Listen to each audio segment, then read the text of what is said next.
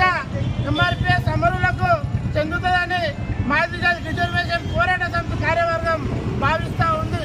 అదేవిధంగా ఇంత సుదీర్ఘంగా కొనసాగినటువంటి రిజర్వేషన్ ఉద్యమంలో అనేక మంది ఉద్యమకారులు తమ ప్రాణాలకు త్యాగం చెల్లించి ప్రభుత్వాలపైన తిరగబడి మా వాటా మాకు ఇవ్వాలని కొనసాగినందుకు వారందరికీ ఈ సందర్భంగా శుభాకాంక్షలు తెలియజేస్తా ఉన్నాం.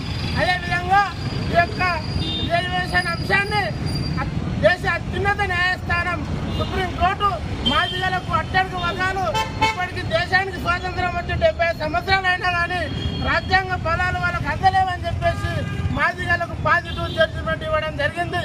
అదేవిధంగా ఆ జడ్జిమెంట్ వచ్చిన మరుక్షణాల్లోనే తెలంగాణ రాష్ట్ర ముఖ్యమంత్రి గౌరవనీయులు రేవంత్ రెడ్డి గారు ఒక ప్రకటన విడుదల చేశారు.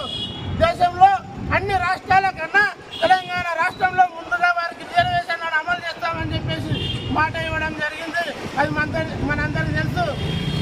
ఏడాది తిరగ ముందే మాదిగ రిజర్వేషన్ ఏబిసిడి వర్గీకరణ బిల్లును అసెంబ్లీలో పెట్టి ఉభయ సభల్లో 2025 4 ఫిబ్రవరి రోజు ఆమోదం తెలపడం జరిగింది.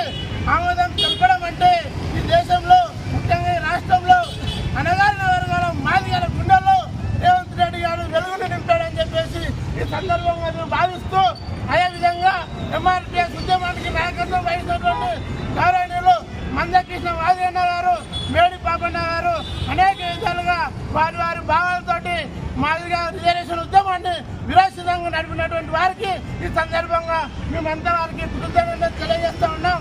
కాబట్టి ఇప్పటికైనా రాష్ట్ర ముఖ్యమంత్రి గారికి మేమంతా జీవితాంతం రుణపడి ఉంటామని చెప్పేసి ఈరోజు కుకట్పల్లి నియోజకవర్గంలోని ముసాపేట బాలయ్య డివిజన్లను గౌరవ ముఖ్యమంత్రి వాళ్లకు ఎంఆర్పీఎస్ ఆధ్వర్యంలో వారికి పాలాభిషేకం చేయడం జరిగింది.